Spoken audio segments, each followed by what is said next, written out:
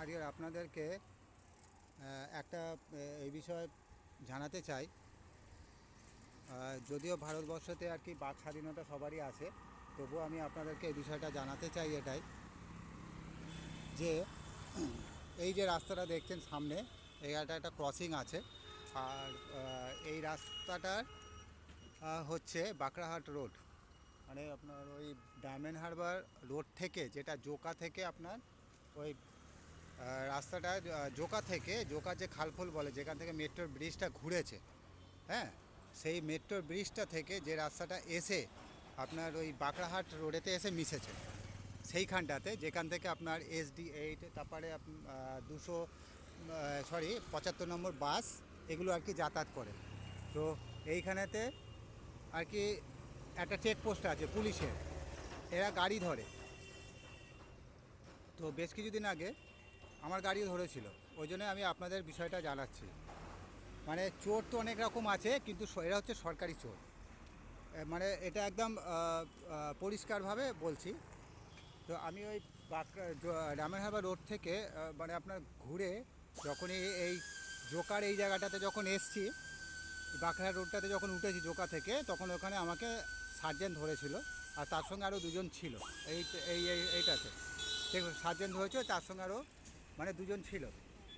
তো সেখানেতে আর কি এরা কি করলো, আমার গাড়িটা ধরলো। তো আমার গাড়িতে একটা পেপার ফেল ছিল আর কি, যেটার পেপার ফেল নয়, মানে আমার স্পিডটা একটু বেশি ছিল, যেটার আর কি ওরা আমাকে ফাইন মানে করবার জন্য ধরলো। তো আমি বললাম যে ঠিক আছে, আমি এটা ফাইন আমি দিয়ে দেবো, কত কি হচ্ছে, আমাকে অনলাইনে কেস দিয়ে দিই। তো ওরা আমাকে মানে অনলাইনেতে ওরা আমাকে কেস আর কি কিছু দিল না, ঠিক আছে।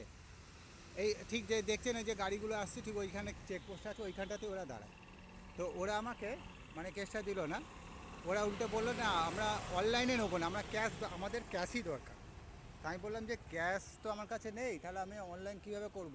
এদের আবার না সেটিং আছে, এদের ঠিক উল্টো দিকে কিছু দোকানপাট আছে, এই দোকানপাটের ওখানেতে এরা আর কি সেটিং করে রাখে যে আমরা স্বাভাবিক, এটাই যেটা আমি বুঝলাম। আমাকে পরিষ্কার বলে দিল, যা ওই যে ওই দোকানগুলো আছে, ওই দোকানের ওখানে চলে যাও, ঠিক আছে। ওই দোকানের ওখানে গেলে তাহলে ওরা আর কি খুচরো করে মানে তোমাকে অনলাইনে টাকা তুলে দেবে। তো আমি দোকানে গেলাম, দোকানে গিয়ে আমি বললাম যে আমাকে 500 টাকার মতন দিতে হবে। বলছে হ্যাঁ দিতে পারি, আমাকে তার এগেনস্টে আমাকে 550 টাকা অনলাইন করতে হবে, আমি 500 টাকা দেবো। মানে এরা 50 টাকার জন্য এদের সঙ্গে দোকানগুলোকে, যে দোকানগুলো আছে দোকানগুলোর সঙ্গেও আর কি এরা ঠিক করে দিল, ঠিক আছে। তো এবারে এই জিনিসটা এরমই এসে দাঁড়ালো। আমি যখন আর কি ওই এখানে টাকাটা দিলাম, মানে সার্জেনের কাছে যখন টাকাটা দিলাম, সার্জেনকে বললাম আমাকে একটা চালান করে দিন, কারণ রাস্তাতে আবার আমাকে, আমি তো হাই স্পিডে গাড়ি চালাতেই পারি, তো আমাকে আবার তো ধরতে পারে। তখন বললো যে না না, আর কেউ ধরবে না, হ্যাঁ তোমার ফোন নাম্বারটা এখানে লেখো, একটা সাদা কাগজ, মানে কিছু লেখা ছিল তার মধ্যে, সরকারি পেপারই ছিল, কিন্তু কোনো ফর্ম আমাকে ফিল আপ এসব কিছু করতে আমাকে দিল না। ওরা কী করলো, আমার নাম নিল, আর আমার বাবার নাম নিল, আমার ফোন নাম্বারটা নিল, নিয়ে বলল যে তুমি চলে যাও, হ্যাঁ তোমাকে রাস্তায় কেউ ধরবে না, কারণ অনলাইনে আর কি তোমার মেসেজ চলে যাবে কলকাতা পুলিশ থেকে, ঠিক আছে। আজ পর্যন্ত মানে আমাকে গাড়িটা ধরেছিল আজ থেকে ধরুন 20 দিন আগে, আজ পর্যন্ত আমার ফোনেতে কোনো মেসেজ আসেনি।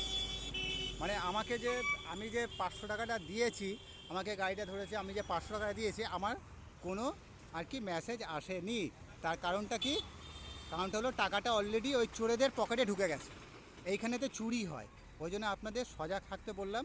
হ্যাঁ, যে আপনারা যখনই মানে যে কেউ এখানকার অধিবাসী হন, তারা যখন যাবেন, পুলিশ যখন ধরবে, তাদের কাছ থেকে আপনি অনলাইনে কেস নেবেন, নাহলে পেপার নিয়ে নেবেন, ঠিক আছে। কারণ এরা চোর, এবং এরা রাস্তা আপনার কাছ থেকে টাকা নিয়ে নেবে, কিন্তু আপনাকে কোনো রসিদ দেবে না।